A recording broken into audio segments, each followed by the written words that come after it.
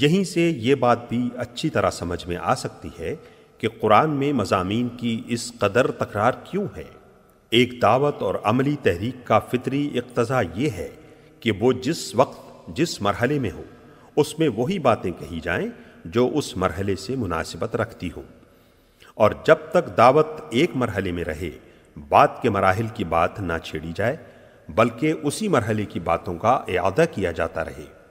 خواہ اس میں چند مہینے لگیں یا کئی سال صرف ہو جائیں۔ پھر اگر ایک ہی قسم کی باتوں کا اعادہ ایک ہی عبارت اور ایک ہی ڈھنگ پر کیا جاتا رہے تو کان انہیں سنتے سنتے تھک جاتے ہیں اور طبیعتیں اکتانے لگتی ہیں۔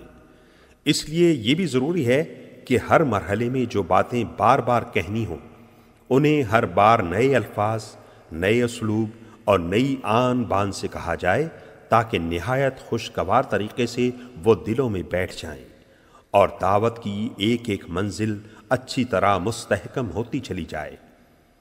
اس کے ساتھ یہ بھی ضروری ہے کہ دعوت کی بنیاد جن عقائد اور اصولوں پر ہو انہیں پہلے قدم سے آخری منزل تک کسی وقت اور کسی حال میں نظروں سے اوجھل نہ ہونے دیا جائے، بلکہ ان کا اعادہ بہرحال دعوت کے ہر مرحلے میں ہوتا رہے۔ یہی وجہ ہے کہ دعوت اسلامی کے ایک مرحلے میں قرآن کی جتنی صورتیں نازل ہوئی ہیں ان سب میں بالعموم ایک ہی قسم کے مضامین، الفاظ اور انداز بیان بدل بدل کر آئے ہیں، مثلا توحید اور صفات الہی، آخرت اور اس کی باس پرس اور جزا و سزا، رسالت اور ایمان بالکتاب، تقوی اور صبر و توکل اور اسی قسم کے دوسرے بنیادی مضامین کی تکرار پورے قرآن میں نظر آتی ہے، کیونکہ اس تحریک کے کسی مرحلے میں بھی ان سے غفلت گوارا نہیں کی جا سکتی۔ یہ بنیادی تصورات اگر ذرا بھی کمزور ہو جاتے تو اسلام کی یہ تحریک اپنی صحیح روح کے ساتھ نہ چل سکتی۔ اگر غور کیا جائے تو اسی بیان سے یہ سوال بھی حل ہو جاتا ہے کہ نبی صلی اللہ علیہ وسلم نے قرآن کو اسی ترتیب کے ساتھ کیوں نہ مرتب کر دیا جس کے ساتھ وہ نازل ہوا تھا۔ آپ کو معلوم ہو چکا ہے کہ 23 سال تک قرآن کا نزول اس ترتیب سے ہوتا رہا جس ترتیب سے دعوت کا آغاز اور اس کا ارتقا ہوا۔ اب یہ ظاہر ہے کہ دعوت کی تکمیل کے بعد ان نازل شدہ اجزاء کے لیے وہ ترتیب کسی طرح درست نہ ہو سکتی تھی جو صرف ارتقاء دعوت ہی کے ساتھ مناسبت رکھتی تھی۔ اب تو ان کے لیے ایک دوسری ہی ترتیب درکار تھی جو تکمیل دعوت کے بعد کی صورتحال کے لیے زیادہ مناسب ہو، کیونکہ ابتدا میں اس کے مخاطب اول وہ لوگ تھے جو اسلام سے نا آشنائے محض تھے، اس لیے اس وقت بالکل نقطۂ آغاز سے تعلیم و تلقین شروع کی گئی، مگر تکمیل دعوت کے بعد اس کے مخاطب اول وہ لوگ ہو گئے جو اس پر ایمان لا کر ایک امت بن چکے تھے اور اس کام کو جاری رکھنے کے لیے ذمہ دار قرار پائے تھے جسے پیغمبر نے نظریے اور عمل دونوں حیثیتوں سے مکمل کر کے ان کے حوالے کیا تھا۔ اب لا محالہ مقدم چیز یہ ہو گئی کہ پہلے یہ لوگ خود اپنے فرائض سے، اپنے قوانین حیات سے، ان فتنوں سے جو پچھلے پیغمبروں کی امتوں میں رونما ہوتے رہے ہیں اچھی طرح واقف ہو لیں، پھر اسلام سے بیگانہ دنیا کے سامنے خدا کی ہدایت پیش کرنے کے لیے آگے بڑھیں۔ علاوہ بری قرآن مجید جس طرز کی کتاب ہے اسے اگر آدمی اچھی طرح سمجھ لے تو اس پر خود ہی یہ حقیقت منکشف ہو جائے گی کہ ایک ایک طرح کے مضامین کو ایک ایک جگہ جمع کرنا اس کتاب کے مزاج ہی سے مطابقت نہیں رکھتا۔ اس کے مزاج کا تو تقاضا یہی ہے کہ اس کے پڑھنے والے کے سامنے مدنی مرحلے کی باتیں مکی دور والی تعلیم کے درمیان اور مکی مرحلے کی باتیں مدنی دور والی تقریروں کے درمیان اور ابتدا کی گفتگویں آخر کی تلقینات کے بیچ میں اور آخری دور کی ہدایات آغاز کار کی تعلیمات کے پہلو میں بار بار آتی چلی جائیں، تاکہ اسلام کا پورا منظر اور جامع نقشہ اس کی نگاہ میں رہے اور کسی وقت بھی وہ یخرخا نہ ہو پائے۔ پھر اگر قرآن کو اس کی نزولی ترتیب پر مرتب کیا بھی جاتا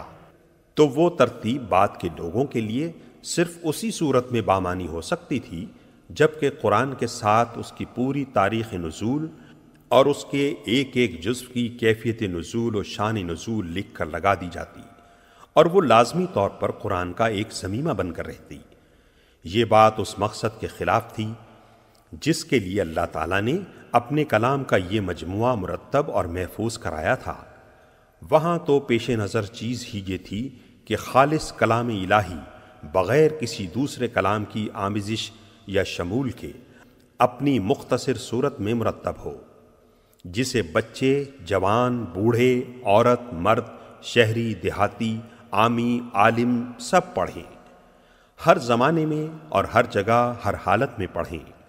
اور ہر مرتبہ عقل و دانش کا انسان کم از کم یہ بات ضرور جان لے کہ اس کا خدا اس سے کیا چاہتا ہے اور کیا نہیں چاہتا۔ ظاہر ہے کہ یہ مقصد فوت ہو جاتا اگر اس مجموعہ کلام الہی کے ساتھ ایک لمبی چوڑی تاریخ بھی لگی ہوئی ہوتی اور اس کی تلاوت بھی لازم کر دی جاتی۔ حقیقت یہ ہے کہ قرآن کی موجودہ ترتیب پر جو لوگ اعتراض کرتے ہیں وہ اس کتاب کے مقصد و مدعا سے صرف نابلد ہی نہیں بلکہ کچھ اس غلط فہمی میں بھی مبتلا معلوم ہوتے ہیں کہ یہ کتاب محض علم تاریخ اور فلسفہ عمران کے طلبہ ہی کے لیے نازل ہوئی ہے۔ ترتیب قرآن کے سلسلے میں یہ بات بھی سامعین کو معلوم ہو جانی چاہیے کہ یہ ترتیب بعد کے لوگوں کی دی ہوئی نہیں ہے بلکہ خود اللہ تعالیٰ کی ہدایت کے تحت نبی صلی اللہ علیہ وسلم ہی نے قرآن کو اس طرح مرتب فرمایا تھا۔ قاعدہ یہ تھا کہ جب کوئی سورت نازل ہوتی تو آپ اسی وقت اپنے کاتبوں میں سے کسی کو بلاتے اور اس کو ٹھیک ٹھیک قلم بند کرانے کے بعد ہدایت فرما دیتے کہ یہ سورت فلاں سورت کے بعد اور فلاں سورت سے پہلے رکھی جائے۔ اسی طرح اگر قرآن کا کوئی ایسا حصہ نازل ہوتا جس کو مستقل سورت بنانا پیش نظر نہ ہوتا تو آپ ہدایت فرما دیتے کہ اسے فلاں سورت میں فلاں مقام پر درج کیا جائے۔ پھر اسی ترتیب سے آپ خود بھی نماز میں اور دوسرے مواقع پر قرآن مجید کی تلاوت فرماتے تھے، اور اسی ترتیب کے مطابق صحابہ اکرام بھی اس کو یاد کرتے تھے۔ لہٰذا یہ ایک ثابت شدہ تاریخی حقیقت ہے کہ قرآن مجید کا نزول جس روز مکمل ہوا اسی روز اس کی ترتیب بھی مکمل ہو گئی۔ جو اس کا نازل کرنے والا تھا وہی اس کا مرتب کرنے والا بھی تھا۔ جس کے قلب پر وہ نازل کیا گیا اسی کے ہاتھوں اسے مرتب بھی کرا دیا گیا۔ کسی دوسرے کی مجال نہ تھی کہ اس میں مداخلت کرتا۔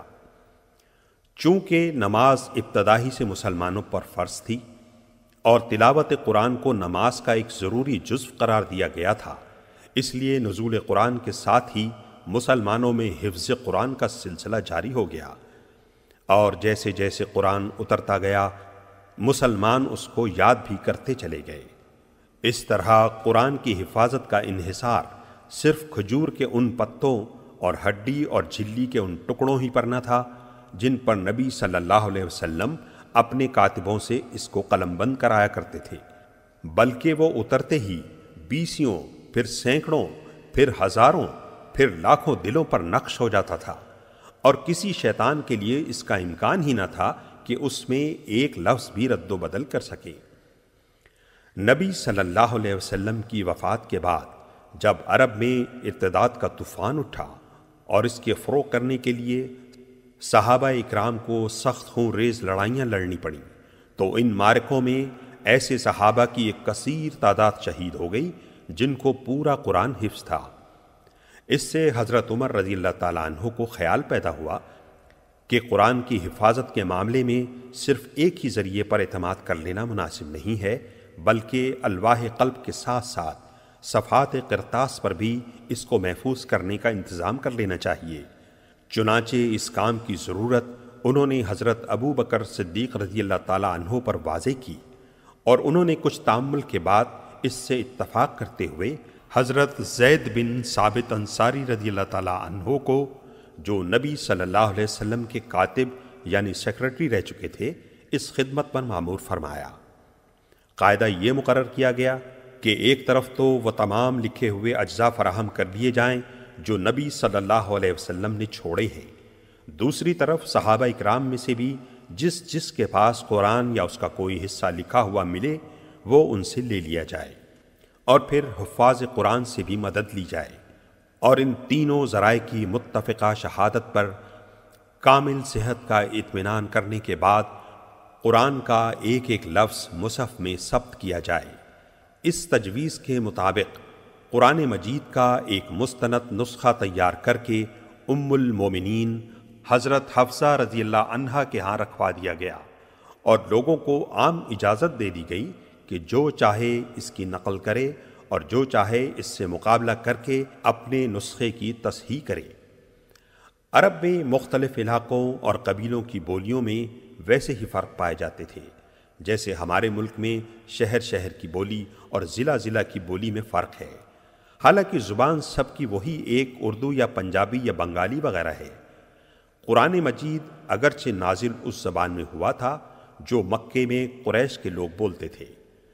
لیکن ابتداً اس امر کی اجازت دے دی گئی تھی کہ دوسرے علاقوں اور قبیلوں کے لوگ اپنے اپنے لہجے اور محاورے کے مطابق اسے پڑھ لیا کریں،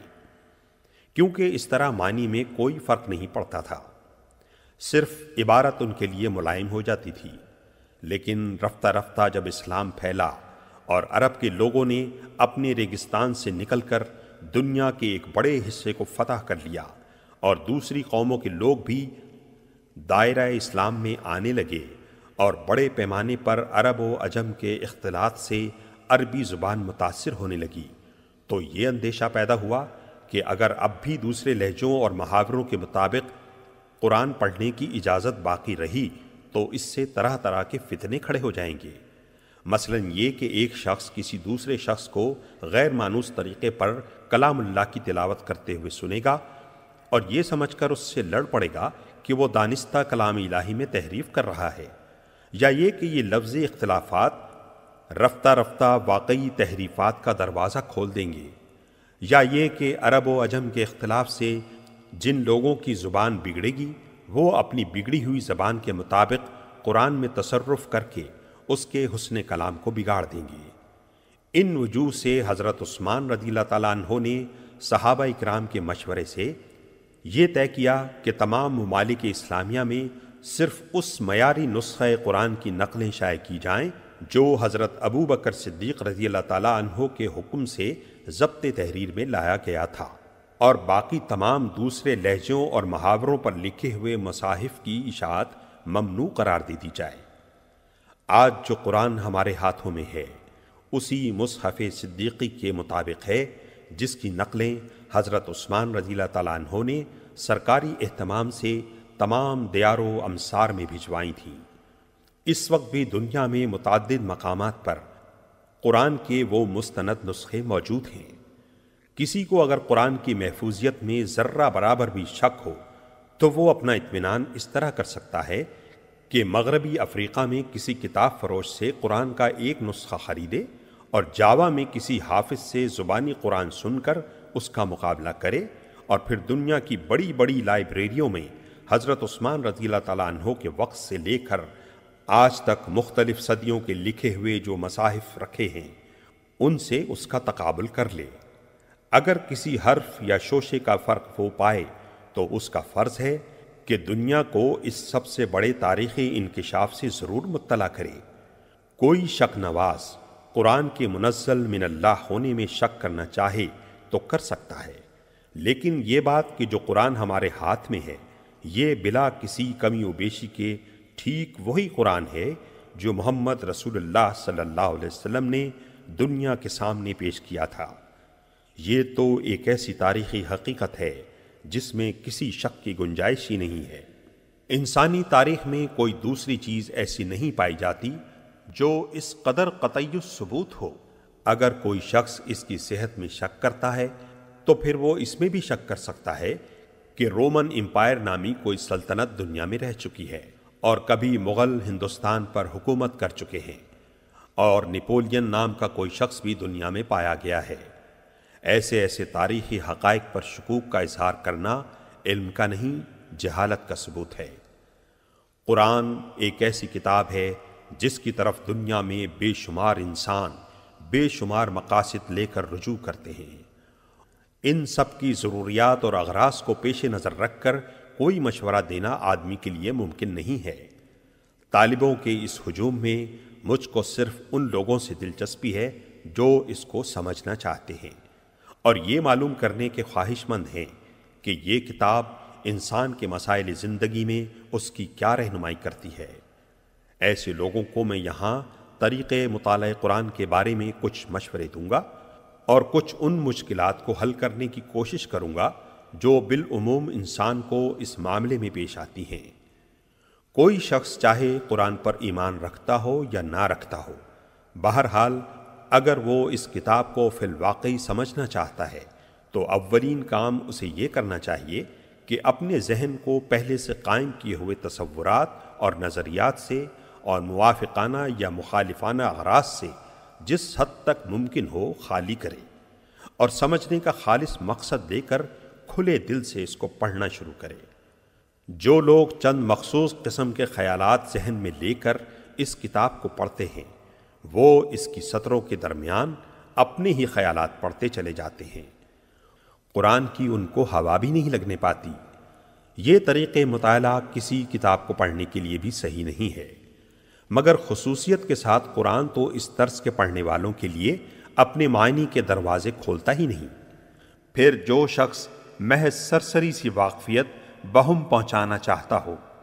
اس کے لیے تو شاید ایک دفعہ پڑھ لینا کافی ہو جائے، لیکن جو اس کی گہرائیوں میں اترنا چاہے اس کے لیے 2-4 دفعہ کا پڑھنا بھی کافی نہیں ہو سکتا۔ اس کو بار بار پڑھنا چاہیے، ہر مرتبہ ایک خاص ڈھنگ سے پڑھنا چاہیے اور ایک طالب علم کی طرح پینسل اور کاپی ساتھ لے کر بیٹھنا چاہیے تاکہ ضروری نکات نوٹ کرتا جائے۔ اس طرح جو لوگ پڑھنے پر آمادہ ہوں ان کو کم از کم 2 مرتبہ پورے قرآن کو صرف اس غرض کے لیے پڑھنا چاہیے کہ ان کے سامنے بحیثیت مجموعی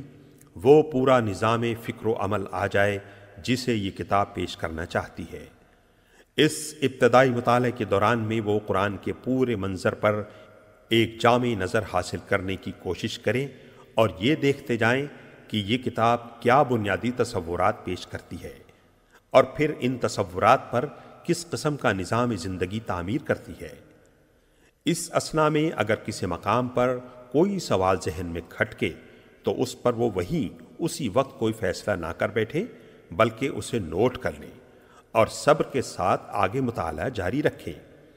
اغلب یہ ہے کہ آگے کہیں نہ کہیں انہیں اس کا جواب مل جائے گا۔ اگر جواب مل جائے تو اپنے سوال کے ساتھ اسے نوٹ کر لیں، لیکن اگر پہلے مطالعے کے دوران میں انہیں اپنے کسی سوال کا جواب نہ ملے تو صبر کے ساتھ دوسری بار پڑھیں۔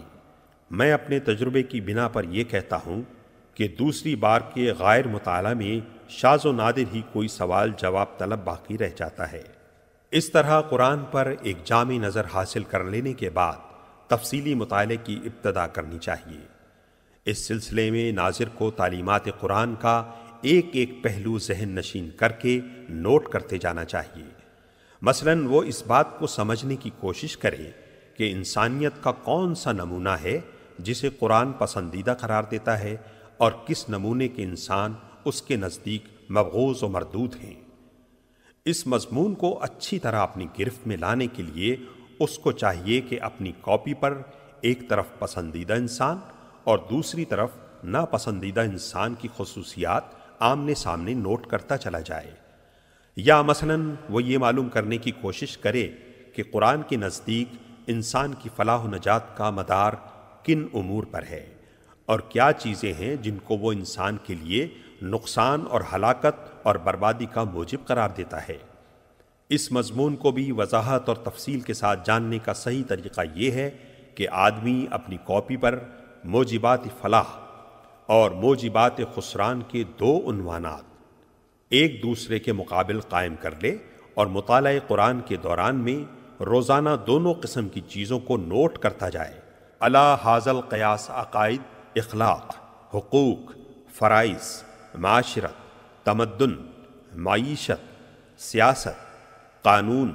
نظم جماعت، صلح، جنگ اور دوسرے مسائل زندگی میں سے ایک ایک کے متعلق قرآن کی ہدایات کو آدمی نوٹ کرتا چلا جائے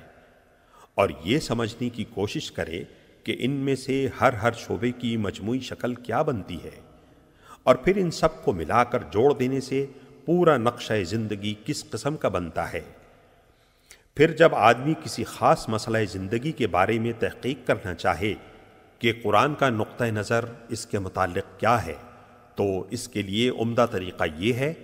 کہ پہلے وہ اس مسئلے کے متعلق قدیم و جدید لٹریچر کا گہرا مطالعہ کر کے واضح طور پر یہ معلوم کر لے کہ اس مسئلے کے بنیادی نکات کیا ہیں، انسان نے اب تک اس پر کیا سوچا اور کیا سمجھا ہے، کیا امور اس میں تسویہ طلب ہیں اور کہاں جا کر انسانی فکر کی گاڑی اٹک جاتی ہے۔ اس کے بعد انہی تسویہ طلب مسائل کو نگاہ میں رکھ کر آدمی کو قرآن کا مطالعہ کرنا چاہیے۔ میرا تجربہ ہے کہ اس طرح جب آدمی کسی مسئلے کی تحقیق کے لیے قرآن پڑھنے بیٹھتا ہے تو اسے ایسی ایسی آیتوں میں اپنے سوالات کا جواب ملتا ہے جنہیں وہ اس سے پہلے 20 مرتبہ پڑھ چکا ہوتا ہے، اور کبھی اس کے حاشیۂ خیال میں بھی یہ بات نہیں آتی کہ یہاں یہ مضمون بھی چھپا ہوا ہے۔ لیکن فہم قرآن کی ان ساری تدبیروں کے باوجود آدمی قرآن کی روح سے پوری طرح آشنا نہیں ہونے پاتا جب تک کہ عملاً وہ کام نہ کرے جس کے لیے قرآن آیا ہے۔ یہ محض نظریات اور خیالات کی کتاب نہیں ہے کہ آپ آرام کرسی پر بیٹھ کر اسے پڑھیں اور اس کی ساری باتیں سمجھ جائیں۔ یہ دنیا کے عام تصور مذہب کے مطابق ایک نری مذہبی کتاب بھی نہیں ہے کہ مدرسے اور خانقاہ میں اس کے سارے رموز حل کر لیے جائیں۔ یہ ایک دعوت اور تحریک کی کتاب ہے۔ اس نے آتے ہی ایک خاموش طبع اور نیک نہاد انسان کو گوشۂ عزلت سے نکال کر خدا سے پھری ہوئی دنیا کے مقابلے میں لا کھڑا کیا، باطل کے خلاف اس سے آواز اٹھائی اور وقت کے علم برداران کفر و فسق و ضلالت سے اس کو لڑا دیا۔ گھر گھر سے ایک ایک سعید روح اور پاکیزہ نفس کو کھینچ کھینچ کر لائی اور داعیے حق کے جھنڈے تلے ان سب کو اکٹھا کیا۔ گوشے گوشے سے ایک ایک فتنہ جو اور فساد پرور کو بھڑکا کر اٹھایا اور عامیان حق سے ان کی جنگ کروائی۔ ایک فرد واحد کی پکار سے اپنا کام شروع کر کے خلافت الہیہ کے قیام تک پورے 23 سال یہی کتاب اس عظیم الشان تحریک کی رہنمائی کرتی رہی، اور حق و باطل کی اس طویل و جاں گسل کشمکش کے دوران میں ایک ایک منزل اور ایک ایک مرحلے پر اسی نے تخریب کے ڈھنگ اور تعمیر کے نقشے بتائے۔ اب بھلا یہ کیسے ممکن ہے کہ آپ سرے سے نزائے کفر و دین اور معرکہ اسلام و جاہلیت کے میدان میں قدم ہی نہ رکھیں اور اس کشمکش کی کسی منزل سے گزرنے کا آپ کو اتفاق ہی نہ ہو، اور پھر محض قرآن کے الفاظ پڑھ پڑھ کر اس کی ساری حقیقتیں آپ کے سامنے بے نقاب ہو جائیں؟ اسے تو پوری طرح آپ اسی وقت سمجھ سکتے ہیں جب اسے لے کر اٹھیں اور دعوت اللہ کا کام شروع کریں، اور جس طرح یہ کتاب ہدایت دیتی جائے اسی طرح قدم اٹھاتے چلے جائیں۔ تب وہ سارے تجربات آپ کو پیش آئیں گے جو نزول قرآن کے وقت پیش آئے تھے۔ مکے اور حبش اور طائف کی منزلیں بھی آپ دیکھیں گے، اور بدر و احد سے لے کر حنین اور تبوک تک کے مراحل بھی آپ کے سامنے آئیں گے۔ ابو جہل اور ابو لہب سے بھی آپ کو واسطہ پڑے گا، منافقین اور یہود بھی آپ کو ملیں گے، اور سابقین اولین سے لے کر مؤلفۃ القلوب تک سبھی طرح کے انسانی نمونے آپ دیکھ بھی لیں گے اور برت بھی لیں گے۔ یہ ایک اور ہی قسم کا سلوک ہے جس کو میں سلوک قرآنی کہتا ہوں۔ اس سلوک کی شان یہ ہے کہ اس کی جس منزل سے آپ گزرتے جائیں گے، قرآن کی کچھ آیتیں اور صورتیں خود سامنے آ کر آپ کو بتاتی چلی جائیں گی کہ وہ اسی منزل میں اتری تھیں اور یہ ہدایت لے کر آئی تھیں۔ اس وقت یہ تو ممکن ہے کہ لغت اور نحو اور معنی اور بیان کے کچھ نکات سالک کی نگاہ سے چھپے رہ جائیں، لیکن یہ ممکن نہیں ہے کہ قرآن اپنی روح کو اس کے سامنے بے نقاب کرنے سے بخل برت جائے۔ پھر اسی کلیہ کے مطابق قرآن کے احکام، اس کی اخلاقی تعلیمات، اس کی معاشی اور تمدنی ہدایات اور زندگی کے مختلف پہلوؤں کے بارے میں اس کے بتائے ہوئے اصول و قوانین آدمی کی سمجھ میں اس وقت تک آ ہی نہیں سکتے جب تک کہ وہ عملاً ان کو برت کر نہ دیکھے۔ نہ وہ فرد اس کتاب کو سمجھ سکتا ہے جس نے اپنی انفرادی زندگی کو اس کی پیروی سے آزاد کر رکھا ہو، اور نہ وہ قوم اس سے آشنا ہو سکتی ہے جس کے سارے ہی اجتماعی ادارے اس کی بنائی ہوئی روش کے خلاف چل رہے ہوں۔ قرآن کے اس دعوے سے ہر شخص واقف ہے کہ وہ تمام نوع انسانی کی ہدایت کے لیے آیا ہے، لیکن جب کوئی شخص اس کو پڑھنے بیٹھتا ہے تو دیکھتا ہے کہ اس کا روئے سخن زیادہ تر اپنے زمانہ نزول کے اہل عرب کی طرف ہے، اگرچہ کبھی کبھی وہ بنی آدم اور عامت الناس کو بھی پکارتا ہے، لیکن اکثر باتیں وہ ایسی کہتا ہے جو عرب کے مذاق، عرب ہی کے ماحول، عرب ہی کی تاریخ اور عرب ہی کے رسم و رواج سے ربط و تعلق رکھتی ہیں۔ ان چیزوں کو دیکھ کر آدمی سوچنے لگتا ہے کہ جو چیز عام انسانوں کی ہدایت کے لیے اتاری گئی تھی، اس میں وقتی اور مقامی اور قومی عنصر اتنا زیادہ کیوں ہے؟ اس معاملے کی حقیقت کو نہ سمجھنے کی وجہ سے بعض لوگ اس شک میں پڑ جاتے ہیں کہ شاید یہ چیز اصل میں تو اپنے ہم عصر اہل عرب ہی کی اصلاح کے لیے تھی، لیکن بعد میں زبردستی کھینچ تان کر اسے تمام انسانوں کے لیے اور ہمیشہ ہمیشہ کے لیے کتاب ہدایت قرار دے دیا گیا۔ جو شخص یہ اعتراض محض اعتراض کی خاطر نہیں اٹھاتا بلکہ فی الواقع اسے سمجھنا چاہتا ہے، اسے میں مشورہ دوں گا کہ وہ پہلے خود قرآن کو پڑھ کر ذرا ان مقامات پر نشان لگائے جہاں اس نے کوئی ایسا عقیدہ یا خیال یا تصور پیش کیا ہو، یا کوئی ایسا اخلاقی اصول یا عملی قاعدہ و ضابطہ بیان کیا ہو جو صرف عرب ہی کے لیے مخصوص ہو اور جس کو وقت اور زمانے اور مقام نے فی الواقع محدود کر رکھا ہو۔ محض یہ بات کہ وہ ایک خاص مقام اور زمانے کے لوگوں کو خطاب کر کے ان کے مشرکانہ عقائد اور رسوم کی تردید کرتا ہے اور انہی کے گرد و پیش کی چیزوں کو مواد استدلال کے طور پر لے کر توحید کے دلائل قائم کرتا ہے، یہ فیصلہ کر دینے کے لیے کافی نہیں ہے کہ اس کی دعوت اور اس کا اپیل بھی وقتی اور مقامی ہے۔ دیکھنا یہ چاہیے کہ شرک کی تردید میں جو کچھ وہ کہتا ہے، کیا وہ دنیا کے ہر شرک پر اسی طرح چسپاں نہیں ہوتا جس طرح مشرکین عرب کے شرک پر چسپاں ہوتا تھا؟ کیا انہی دلائل کو ہم ہر زمانے اور ہر ملک کے مشرکین کی اصلاح خیال کے لیے استعمال نہیں کر سکتے؟ اور کیا اثبات توحید کے لیے قرآن کے طرز استدلال کو تھوڑے سے رد و بدل کے ساتھ ہر وقت ہر جگہ کام میں نہیں لایا جا سکتا؟ اگر جواب اثبات میں ہے تو پھر کوئی وجہ نہیں کہ ایک عالمگیر تعلیم کو صرف اس بنا پر وقتی اور مقامی قرار دیا جائے کہ ایک خاص وقت میں ایک خاص قوم کو خطاب کر کے وہ پیش کی گئی تھی۔ دنیا کا کوئی فلسفہ اور کوئی نظام زندگی اور کوئی مذہب فکر ایسا نہیں ہے جس کی ساری باتیں از اول تا آخر تجریدی طرز بیان میں پیش کی گئی ہوں اور کسی متعین حالت یا صورت پر اس کو چسپاں کر کے ان کی توضیح نہ کی گئی ہو۔ ایسی مکمل تجرید اول تو ممکن ہی نہیں ہے، اور ممکن ہو بھی تو جو چیز اس طریقے پر پیش کی جائے گی وہ صرف صفحہ کاغذ ہی پر رہ جائے گی۔ انسانوں کی زندگی میں اس کا جذب ہو کر ایک عملی نظام میں تبدیل ہونا محال ہے۔ پھر کسی فکری اور اخلاقی اور تمدنی تحریک کو اگر بین الاقوامی پیمانے پر پھیلانا مقصود ہو تو اس کے لیے بھی یہ قطعاً ضروری نہیں ہے،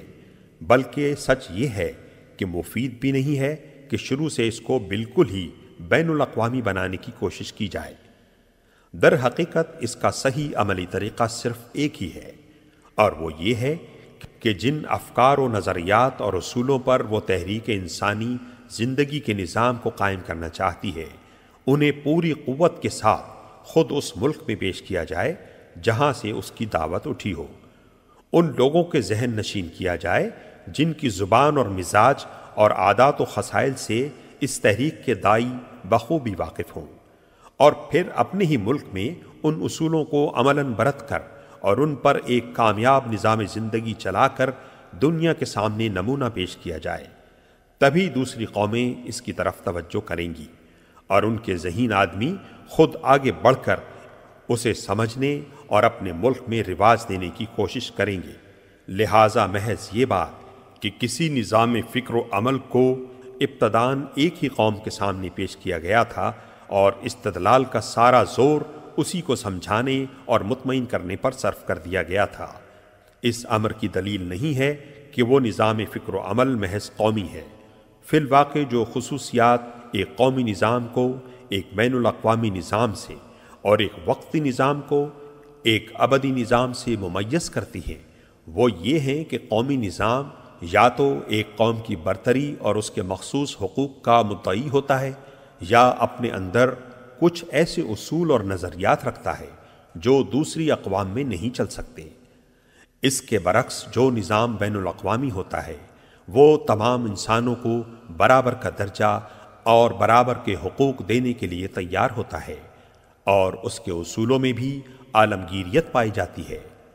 اسی طرح ایک وقتی نظام لازمی طور پر اپنی بنیاد کچھ ایسے اصولوں پر رکھتا ہے جو زمانے کی چند پلٹیوں کے بعد صریحاً ناقابل عمل ہو جاتے ہیں، اور اس کے برعکس ایک ابدی نظام کے اصول تمام بدلتے ہوئے حالات پر منطبق ہوتے چلے جاتے ہیں۔ ان خصوصیات کو نگاہ میں رکھ کر کوئی شخص خود قرآن کو پڑھے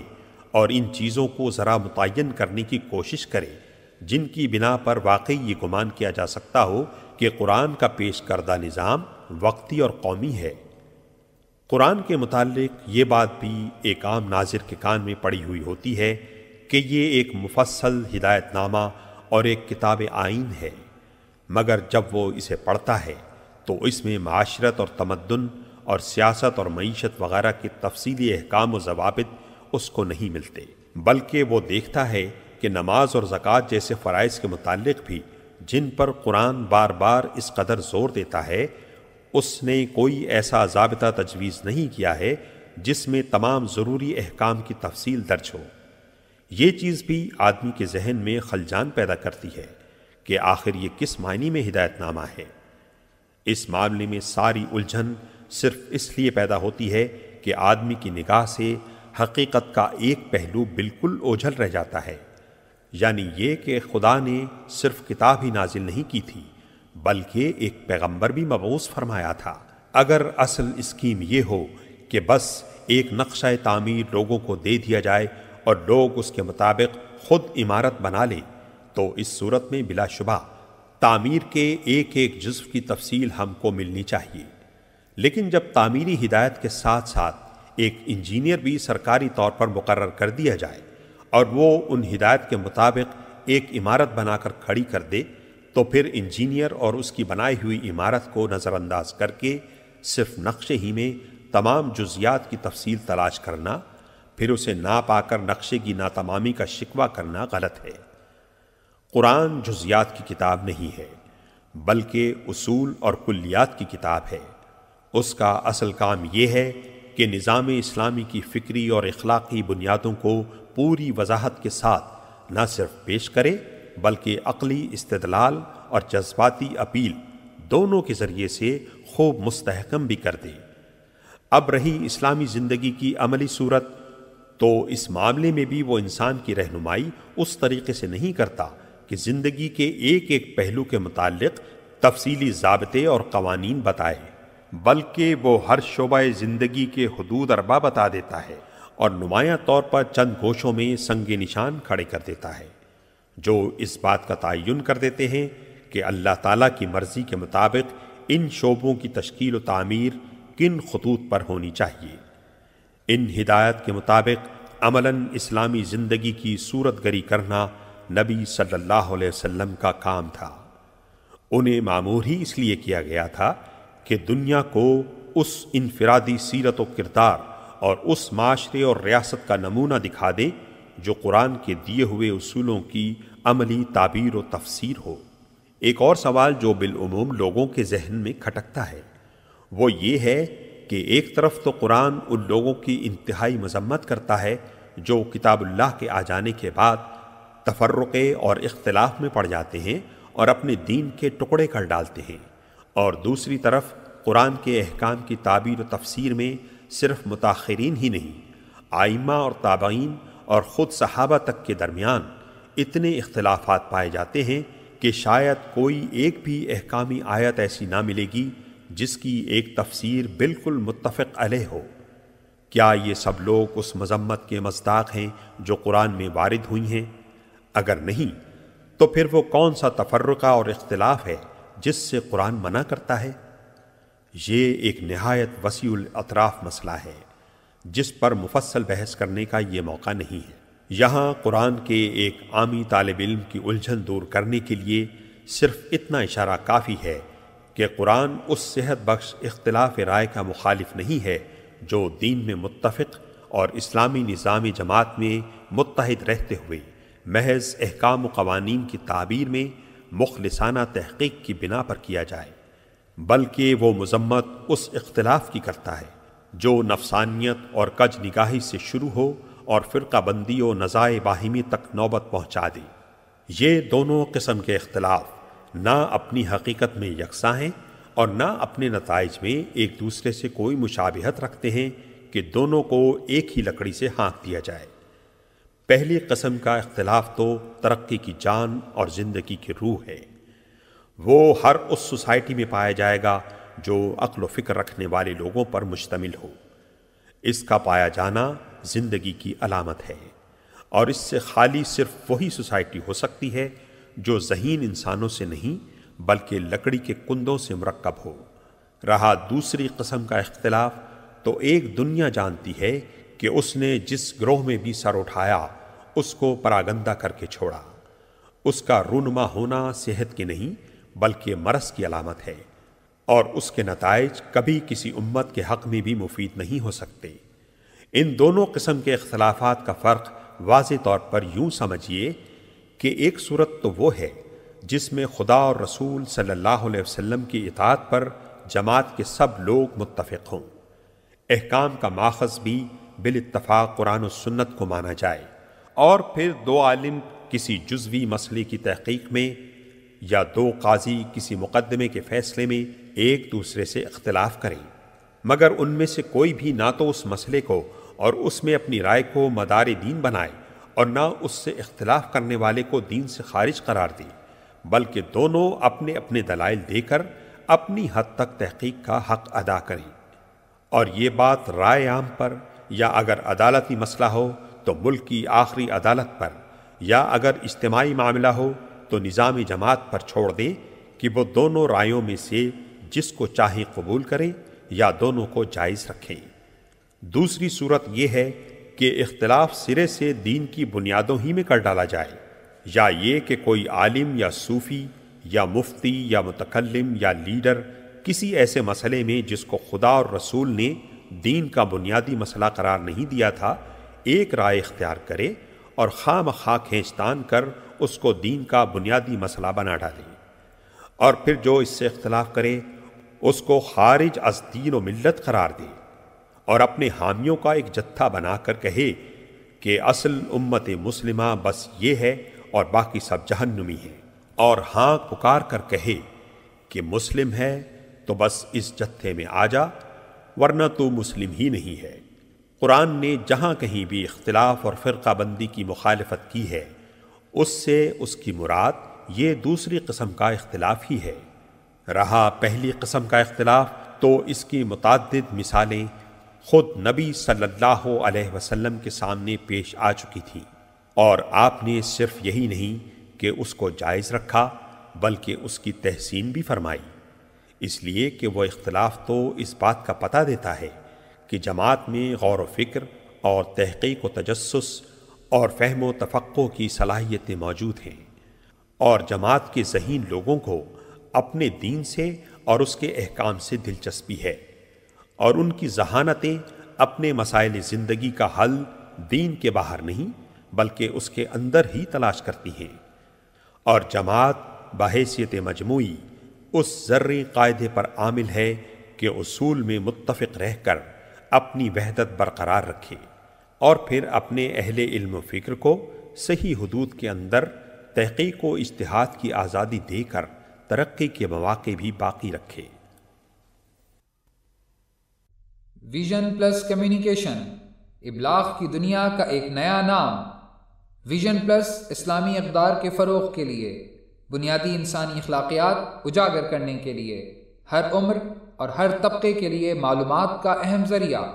ویژن پلس کمیونیکیشن۔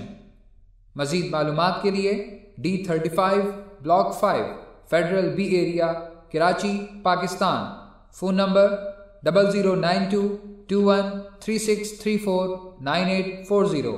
00923333018696۔